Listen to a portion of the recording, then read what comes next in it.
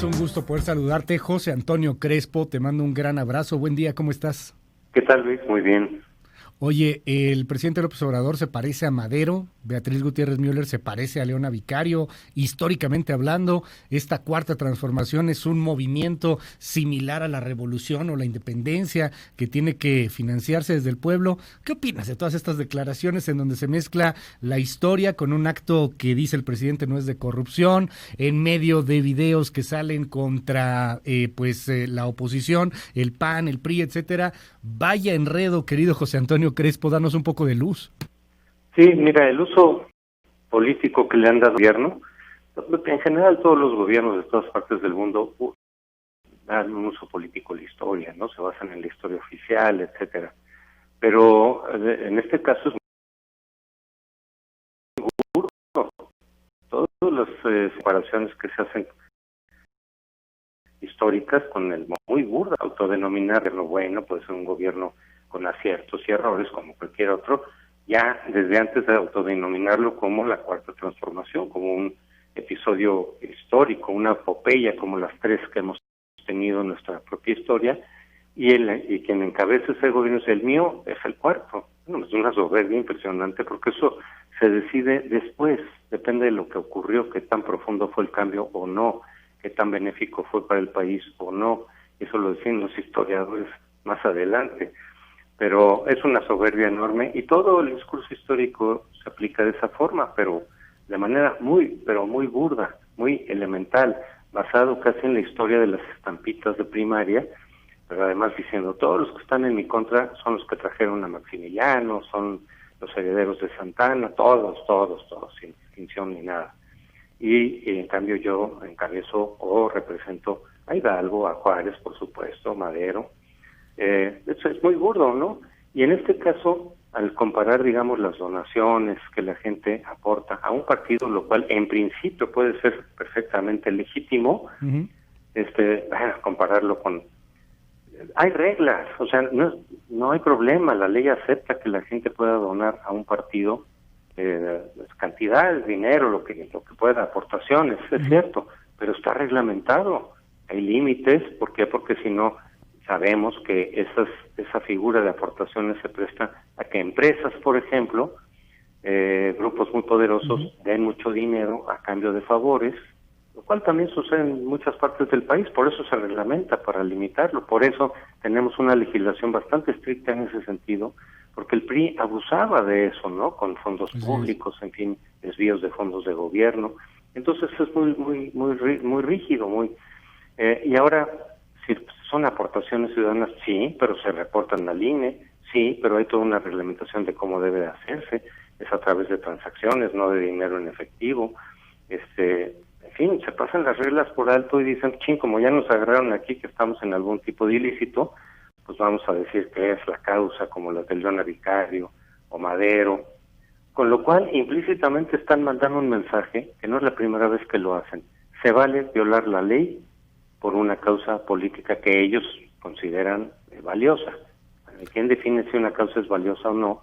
Pues cada quien, ¿no? Pero precisamente en una democracia y en un Estado de Derecho, pues, porque cada quien puede decir esta causa es grandiosa y histórica y patriótica, y otros dicen, no, pues no, partido común y corriente y ya.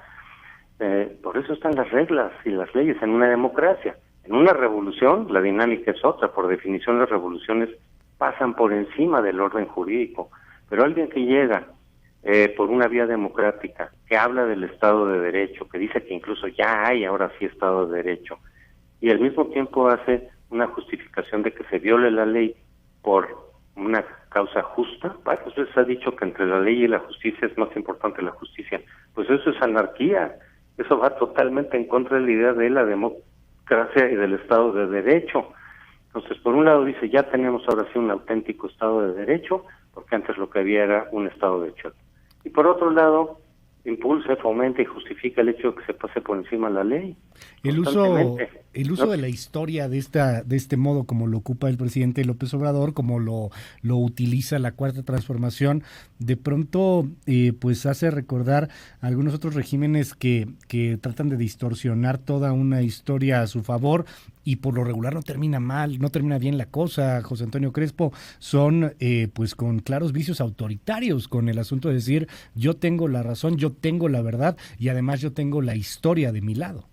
Sí, es un recurso típicamente populista, ¿no? Esa manipulación de la historia. Digo, de alguna u otra manera todos los gobiernos lo hacen, pero hay límites y hay formas. Aquí es muy burdo el asunto, ¿no? Entonces resulta que mientras estaba alguien en el PRI, por ejemplo, pues era heredero directo. Se me cortó la comunicación con José Antonio Crespo, perdón, una disculpa al auditorio, a ver si rápidamente retomamos. Perdóname, José Antonio, nos decías. Sí, que es típico del populismo, digamos, hacer este manejo burdo de la historia. Claro. Y el de decir, toda la verdad solamente es la mía, ¿no? Lo demás son las oposiciones, etcétera. Y aquí lo usan justamente con esta doble vara que siempre usa en general los partidos, pero también Morena. Morena no es un partido excepcional. Morena incurre en más o menos lo mismo que los otros partidos. Claro, pues se podría decir, bueno, menos, pues sí, están empezando, ¿no? Llevan 2 años apenas, pero cualitativamente incurren en lo mismo. Y como ellos insisten en que son inmaculados, pues entonces salen con estas explicaciones de que no, eran aportaciones, no, esto es algo patriótico. Y de hecho, si se reportó al INE o no, es lo de menos, no es como Leona Vicario, etcétera.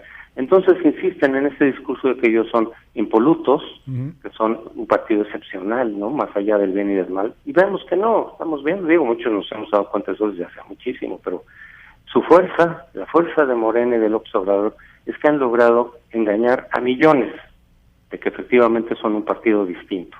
Que el hecho de que mucha gente viera unas siglas distintas, aunque con gente del PRI, del PRD, del PAN, de los mismos que ellos han acusado como corruptos, etcétera, muchos neoliberales, otros que apoyaron el Pacto por México, pero ya están en Morena, se vuelven impolutos e inmaculados.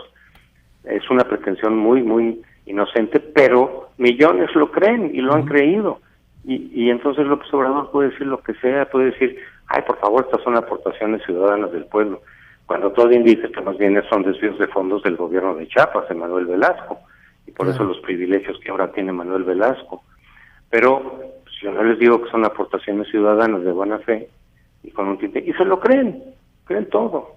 Ese bloque duro de López Obrador, esos devotos, que no sabemos exactamente cuántos son, pero son millones, le creen todo, lo que sea, lo que diga, las cosas más absurdas se las creen, las cosas más ilógicas se las creen, y en eso radica la fuerza de él. Por eso en sus discursos puede decir lo que le dé la gana, que ya sabe que hay una base muy fuerte, que le va a creer todo. Obviamente los demás dicen que está diciendo, por favor, eso es absurdo, ¿no? Es ilógico, pero su base amplia, muy amplia, le cree lo que sea, y en ellos se está basando. Por eso, más que tratar de convencer a sus críticos, de persuadirlos, de demostrar que tienen la razón con argumentos, dice lo que sea y sabe que le van a creer todo. José Antonio Crespo, te mando un gran abrazo. Gracias por la comunicación esta mañana. Buen día. Hasta luego.